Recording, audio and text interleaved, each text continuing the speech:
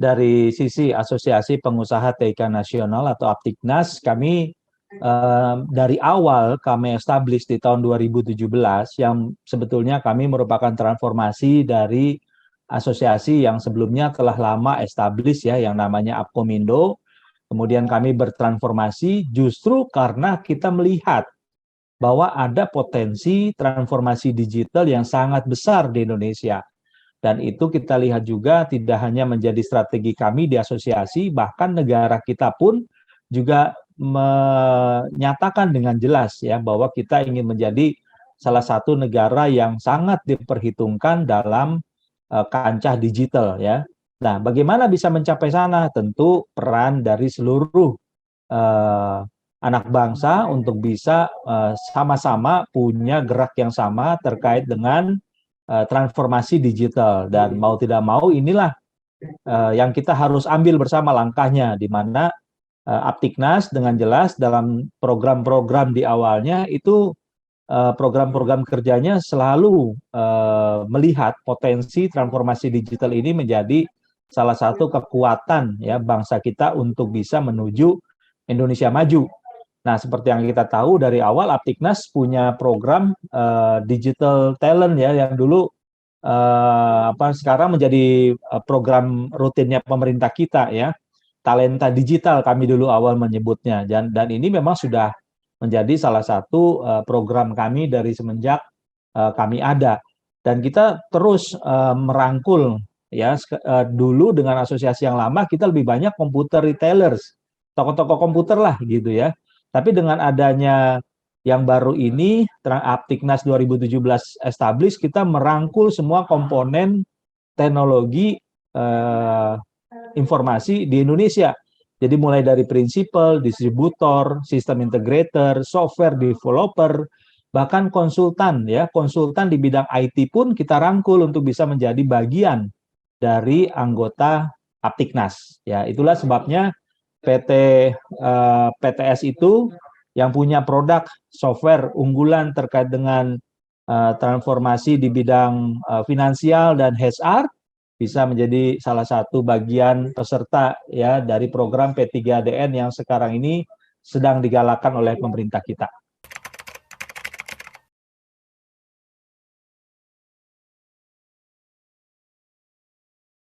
Iya.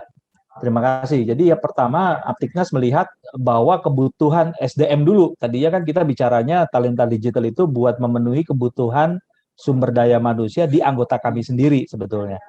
Nah, bagaimana pada waktu awal kita membuat itu, kita mengquery dulu kebutuhan SDM-nya di anggota seperti apa sih gitu kan. Kemudian apa yang kita bisa buat untuk bisa memenuhi kebutuhan itu gitu ya. Nah, barulah kita cross ini cek dengan anggota kita yang lain. Kamu punya program yang bisa membantu anggota lain nggak? Ya contoh misalnya ada bagian-bagian tertentu atau perusahaan tertentu perlu divisi salesnya misalnya. Kemudian ada perlu divisi akuntingnya. Oh, ternyata di anggota kita banyak juga pengembang aplikasi akunting. Ya kan? Nah, bagaimana bisa saling melengkapi? Ya kita minta si pengembang aplikasi akunting ini membuat program. Ya, program kerja untuk bisa melatih anak-anak ya yang mungkin baru lulus SMA, SMK bisa ikut program pelatihan. Nah, setelah mereka dilatih, nah tinggal kita kasih ke anggota kita yang membutuhkan. Ya, jadi tinggal kita berikan listnya. Kemudian ada yang perlu digital marketing, ada yang perlu desain grafis gitu. Sama, kami lakukan yang sama. Nah, dulu kami punya LSP, Lembaga Sertifikasi Profesi. Sekarang kami punya Lembaga Sertifikasi Profesi SDM TIK. Bikin tiap bulan dia mencetak desainer grafis. Ya, karena sekarang kan lagi keren nih bikin untuk tenaga kerja terkait dengan teman-teman di industri grafis yang namanya metaverse sekarang ini gitu kan. Nah, yang apa dilakukan? Jadi kita query anggota siapa yang perlu desain grafis. Oh, kami perlu Pak, kami perlu 3D modeler, kami perlu ini gitu kan. Nah, kami ngomong nih ke LSP-nya ya. LSP kami perlu ini. Ya kan? Kemudian mereka siapkan program, mereka latih, nanti setelah itu anggota yang rekrut. Nah, ternyata bukan cuma anggota yang perlu, tapi ternyata di luar anggota juga ada yang nitip, Pak. Kalau ada, tolong dong Pak, boleh kami dikasih SDM-nya. Jadi pertama adanya kebutuhan SDM dari kami dulu sendiri awalnya. Nah, yang kedua, kita melihat bahwa ada beberapa segmen yang sebetulnya selaku asosiasi kami bisa terlibat. Contoh, pada waktu kita bicara tentang perlunya SDM untuk teknisi IT gitu ya. Nah, begitu kita teknisi IT, kita bikin program nih. Kita bikin program untuk gurunya. Untuk siswanya gitu kan, karena biar bisa langsung diserapkan sama anggota yang ada di seluruh DPD TPD kita di Indonesia. Ternyata begitu ngelatih muridnya, ini jauh skillnya, pengetahuannya. Kok bisa? Karena gurunya belajarnya sampai sini gitu loh. Teknologinya udah sampai sini gitu kan. Nah, akhirnya apa yang terjadi? 2018-2019 kita ngelatih gurunya dulu. Ya, jadi kita lakukan pelatihan buat guru-guru dulu di 8 kota di Indonesia. Setelah itu, ya kan, baru dia bisa latih siswanya yang punya potensi diserap oleh anggota kami di daerah-daerah masing-masing, di DPD masing-masing. Nah, program itu terus berlanjut sampai sekarang. Jadi kita ada program buat anak-anak SMK, kita ada program buat UMKM. Ya, apa yang dilakukan dengan UMKM? Jadi ada di dalam kami pengembang-kembang aplikasi POS. Ya, aplikasi POS untuk UMKM. Yang angkanya misalnya ada yang gratis loh, benar-benar gratis bisa pakai, tapi kan perlu pendampingan, ya kan, perlu dilatih gitu kan, untuk bisa pakai gitu. Nah, dulu kami 2018-2019 bikin program namanya Online Sales Agent, OSA itu ya, agen sales online. Kerjanya pendampingin UKM, naikin ke marketplace, bikin sosial media. Nah, itu program itu masih jalan sampai sekarang. Jadi ada beberapa program-program yang sifatnya memang kita melihat kebutuhan pertama dari teman-teman anggota kita, kemudian dari publik atau dari masyarakat yang memang mereka sudah harus mau tidak mau menggunakan teknologi informasi untuk bisa memperbaiki kualitas bisnisnya, memperbaiki layanannya dan lain sebagainya. Nah, jadi inilah program-program yang sampai sekarang masih ada. Dan kalau selama pandemi gimana, Pak? Selama pandemi kami rubah bentuknya menjadi webinar. Ya, kami lakukan webinar dan bersama Event Cerdas kami lakukan ini setiap minggu. Sekarang sudah hampir 130 seri webinarnya. Ya, jadi setiap hari Kamis siang itu adalah program rutinnya. Nah, kenyataannya apa sampai sekarang? Aptiknas itu mungkin dalam satu bulan itu bisa sampai 8 kali webinar dengan banyak pihak. Gitu ya. Jadi ini menurut saya cara juga kita mengedukasi publik. Kemudian kami bikin e-workshop ya. Jadi kita bikin e-workshop juga mau nggak mau masih pakai cara webinar modelnya online ya. Tapi pelan-pelan sekarang sudah mulai bisa dilakukan onsite. Kami bahkan dulu pernah bikin namanya programnya cuman 5% training. Jadi kita minta anggota bikin karena waktu itu pandemi, keterbatasan jumlah orang yang bisa datang, bikinlah program 5% training FPT gitu ya. Jadi program itu hanya anggota buka, kemudian mereka rekrut 5 orang yang mau training tempat dia, dijelasin tentang produk solusinya atau alatnya dia. Nanti setelah itu dia dapat sertifikasi. Nah, itulah yang selama ini kurang lebih banyak Aptiknas lakukan dengan berbagai anggotanya.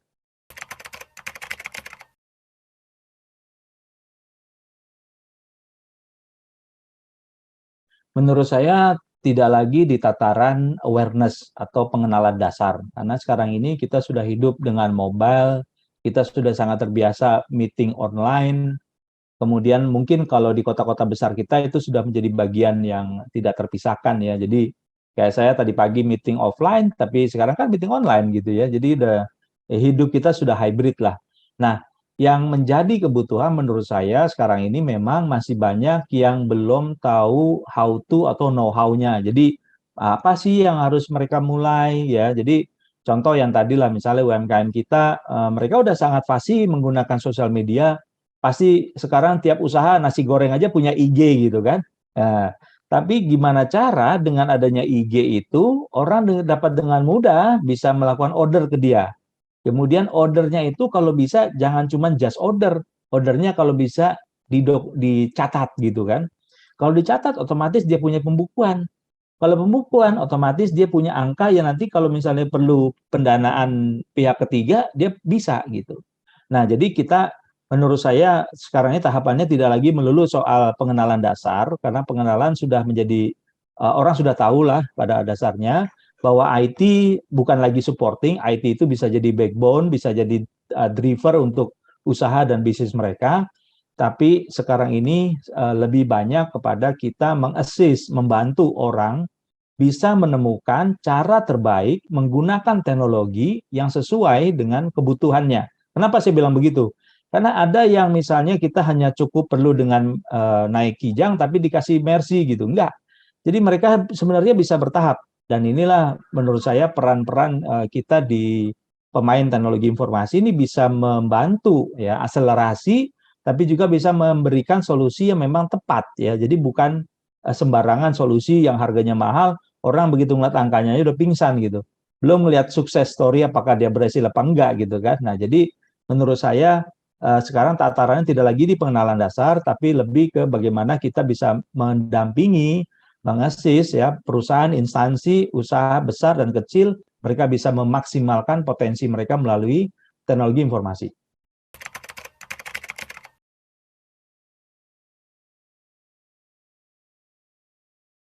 Ya, saya pikir kita dapat pengalaman menarik dari banyak kasus pandemi ya. Jadi yang pertama kita sharing dulu apa yang kami pernah coba buat dengan salah satu pusat fashion di Indonesia yang ternyata pada waktu kita introduce terkait dengan perlunya mereka punya website, perlunya mereka punya sosial media, perlunya punya marketplace, itu merasa oh enggak perlu, kami aman-aman aja sekarang, tok usaha kami lancar gitu ya, nggak perlu lagi sosial media, nggak perlu lagi marketplace gitu ya. Uh, Begitu pandemi datang, mereka kalang kabut gitu kan. Mereka baru nyadar bahwa, coba saya punya tuh kemarin marketplace ya.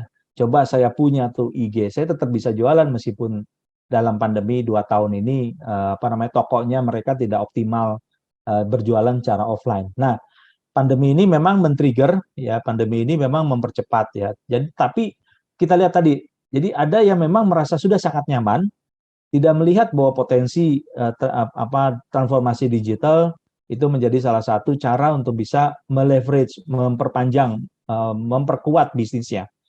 Nah, ini biasanya di bisnis-bisnis usaha-usaha yang dikomandoi oleh yang senior-senior lah gitu ya, yang lebih tua gitu dari saya. Kemudian ada juga yang anak-anak muda ini yang sangat mereka udah sangat techy, mereka sangat menguasai teknologi, mereka udah pasti sangat menggunakan dan menjadi pilihan mau nggak mau harus menggunakan teknologi. Nah, jadi kita lihat tadi ada yang pertama memang mereka yang sudah sangat merasa nyaman dengan bisnis yang konvensional way-nya, mereka tidak melakukan transformasi, tapi pandemi ini membuat mereka mendadak sontak sadar gitu kan bahwa mereka harus melihat potensi transformasi digital ini memang menjadi suatu keharusan yang mereka harus ambil agar bisnis mereka bisa bertahan. Nah, inilah menurut saya trigger yang bagus ya. Jadi yang pertama tadi ketidaknyamanan karena pandemi ini membuat justru banyak industri ini bergerak dan mencari pola baru ya. Kalau di industri kami ada distributor yang atau perusahaan sistem integrator yang biasanya hanya mainnya di bank, proyek-proyek besar miliaran, punya IG, bisa bayangin nggak sih? Ya kan? Di IG-nya dia masukin barang-barang dia tuh. Tapi ya maksud saya gini, kita ngelihat yang IG satu UMKM itu nasi goreng 25.000, ini server harganya 250 juta. Ya kan? Tapi dia naikin juga ke IG. Nah, kenapa begitu? Karena ternyata masyarakat kita sekarang ini udah sangat pintar menggunakan sosial media. Ya, marketnya bisa di mana saja gitu. Dan sekarang ini sudah sangat berubah cara kita berbelanja. Ya, jadi itu yang menurut saya menjadi hal yang penting kita harus perhatikan saat ini.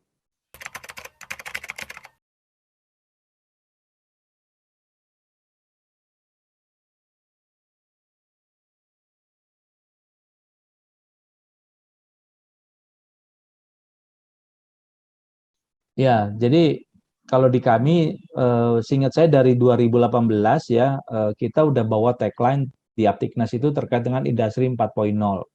Nah, di Industri 4.0 kita bikin running 2019 itu kita bikin series of seminar. Jadi kita bikin seminar di seingat saya 15 kota lebih itu terkait dengan smart manufacture. ya smart manufacturing. Sampai sekarang kami pun juga masih bikin webinar per 2 sampai 3 bulan kita bikin tema terkait dengan smart manufacture. Nah, kalau berkaca dari apa yang kami lakukan, sebetulnya solusi itu ada yang memang bisa untuk industri yang skalanya besar, tapi juga bisa industri yang skalanya kecil. Nah, kalau yang industri skalanya besar, tentu ini sangat masif dan komprehensif dan rumit mungkin, dan investasinya tidak sedikit gitu ya. Tapi kita makin ke sini makin melihat pola bahwa justru ada model-model yang tidak perlu melakukan investasi besar. Jadi mereka bisa melakukan dengan pola sewa pakai, mereka bisa bahkan mendapatkan, ada beberapa anggota kami yang bisa memberikan layanannya berdasarkan jumlah data yang dikumpulkan, jumlah user yang mengakses gitu ya, dengan nilai investasinya tidak terlalu besar. Artinya apa? Artinya industri yang tidak punya investasi, karena biasanya kalau kita bicara sektor manufaktur, kendalanya adalah mereka tidak punya budget khusus ya untuk memaksimalkan potensi menggunakan smart manufacturing. Jadi mereka sangat terbatas dan mereka umumnya melakukan pola coba-coba gitu ya, uji coba lah. Jadi banyak uji coba ngelihat bagaimana mereka bisa baca datanya gitu. Karena ya, tapi bersyukur semenjak adanya Indonesia 4.0 kita punya arahan yang jelas ya. Kemudian pemerintah kita juga melakukan awarding ke perusahaan-perusahaan yang memang punya strategi terkait dengan industri 4.0 ya. Jadi itu yang masuk ke dalam INDI ya, award. Nah, itu perusahaannya bertambah setiap tahun ya. Tadinya cuma 2, 4, kemudian naik jadi 20 dan seterusnya. Dan ini membuat banyak usaha kita sadar bahwa ada loh cara kita untuk bisa mengakses perusahaan kita ini, manufaktur kita ini sudah siap atau belum sih, gitu ya. Apa sih yang mesti dilengkapi? Nah, itulah gunanya INDI. Memang sayangnya belum banyak industri kita tertarik untuk bisa melakukan assessment itu, ya. Nah, balik lagi ke pertanyaan, jadi sebetulnya investasi besar terkait dengan smart manufacturing itu tidak harus. Karena sekarang ini sudah banyak pola yang lain, kemudian pola sewa pakai, bahkan pola yang berdasarkan kapasitas data pun ada. Nah, tentu ini memang tidak semua jenis solusi bisa menggunakan pendekatan seperti ini.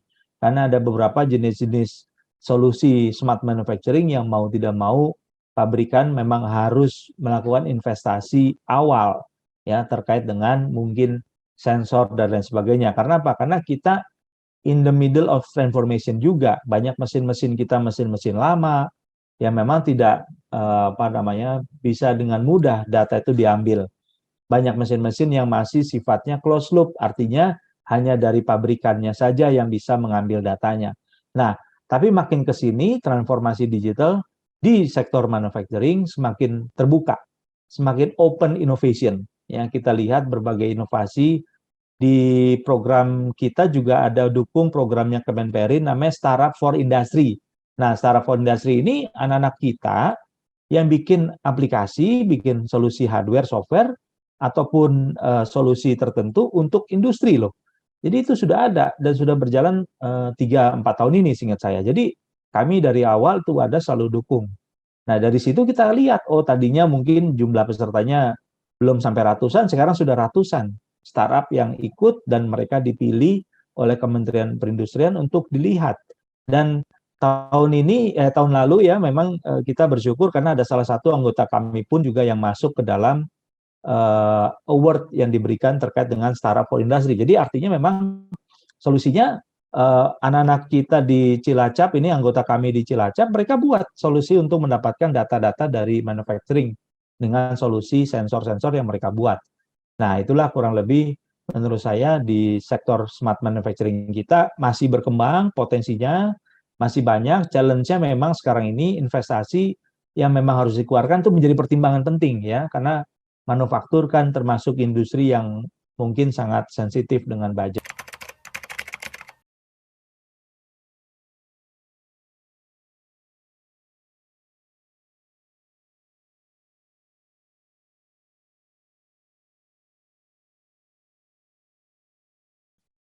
Ya, menurut saya yang pertama pastinya mungkin kalau kita bicara tentang spesifik hardware ya, hardware buatan Indonesia ya dalam industri komputer mungkin tidak banyak ya, tapi kalau dengan software mungkin kita sangat banyak sekali solusi software yang kita kembangkan di Indonesia. Nah, oleh karena itu kalau kami di Aptiknas memang selalu menyarankan teman-teman yang menjadi importir dari produk tertentu dari luar negeri ini bisa menegosiasikan agar produknya itu bisa dikembangkan juga di Indonesia. Misalnya hardware-nya bisa dikembangkan software-nya di Indonesia atau hardware-nya bisa dirakit ataupun bisa dikembangkan di Indonesia gitu ya. Jadi itulah yang sedikit banyak kita kenal menjadi TKDN kita saat ini sekarang. Makanya dengan adanya P3DN yang dilakukan oleh pemerintah, ini akan membuka mata kita bahwa sebetulnya seberapa besar sih ya potensi IT Indonesia yang sudah dari segi hardware ya dari segi hardware kita mungkin ada tapi tidak banyak, tapi dari software kita sangat besar. Ya, kami mengumpulkannya juga di beberapa website. Nih contoh ada Aptiknas ini, aptiknas.com ini juga kita berusaha kumpulkan produk-produk Indonesia gitu ya. Ya, software potensinya sangat besar sekali ya. Dan yang kayak di perusahaan sistem integrator itu kerjanya ngawinin tuh antara yang ada solusi hardware-nya dengan software-nya. Jadi sebetulnya begitu jadi produk, ya ini produknya bisa ditawarkan ke publik dan itu menurut saya kita bisa klaim itu produknya produk Indonesia.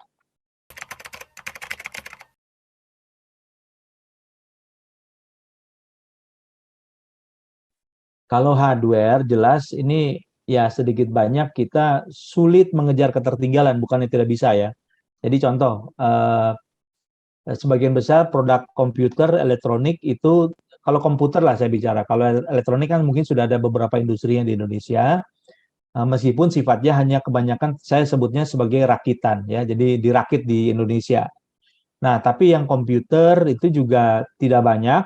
Ada beberapa yang industrinya jadinya modelnya merakit juga. Kenapa? Karena komponennya, komponen-komponen kecilnya, prosesor dan lain sebagainya tidak tidak berhasil ataupun belum berhasil dikembangkan secara optimal di Indonesia.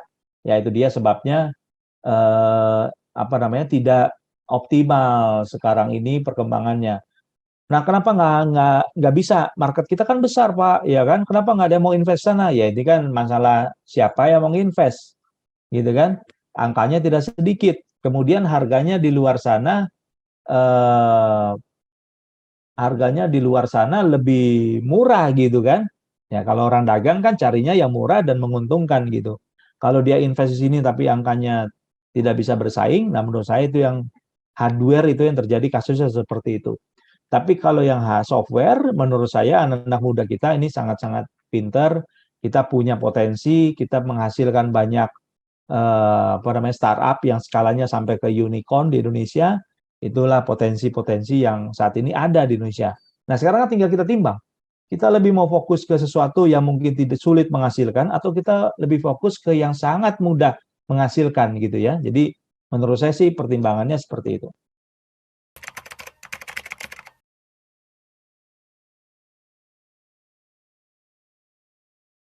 Ya, yang pertama saya tentu mengucapkan apresiasi dan terima kasih sekali kepada DTI karena memiliki konsentrasi dan perhatian yang sama dengan kami untuk bisa menjadi mitra transformasi digital, istilah saya begitu.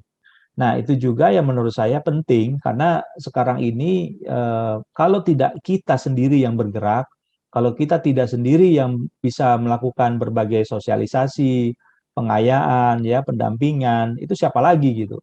Dan potensi Indonesia dengan apa jumlah penduduk yang sangat besar, jumlah tenaga muda yang sangat besar, ini memang harus kita optimalkan bersama, ya. Jadi transformasi digital itu bukan lagi sesuatu hal yang menakutkan, ya, ya sudah sangat jelas arahnya, roadmap-nya jelas, tidak hanya kita di industri, pemerintah sendiri pun juga melakukan berbagai transformasi digital. Ya, apalagi kita di industri, ya berbagai industri, apapun industri Anda, menurut saya saat ini, sekarang ini, eh, digital transformation itu is a must. Ya, sudah satu keharusan. dan tidak perlu ragu atau khawatir ya. Jadi kalau misalnya, waduh saya nggak tahu Pak mau gimana cara mulainya, mulailah berdiskusi dengan banyak orang, nanti kita ketemu di webinarnya ataupun expo-nya di TI, banyak hal bisa digali, banyak hal nanti bisa didengar bersama dari para narasumber, dan Aptiknas sangat senang sekali boleh menjadi bagian dari apa yang dibuat terkait dengan transformasi digital di Indonesia. Semuanya ini mengarah menuju menyiapkan Indonesia maju yang kita cita-citakan dan targetkan bersama.